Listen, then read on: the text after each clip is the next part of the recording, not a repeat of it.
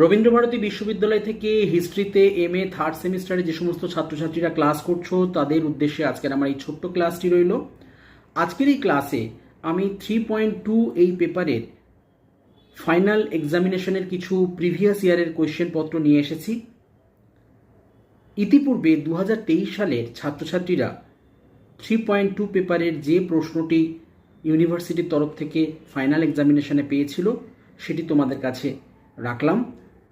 তার কারণ তোমরা যারা 3.2 পেপারটি প্রিপারেশন নিতে শুরু করেছো, তোমরা যারা ফাইনালের জন্য নিজেদেরকে প্রস্তুত করতে চলেছো, তারা অতি অবশ্যই এই প্রশ্নটি একবার হলেও চোখ বুলিয়ে রেখো।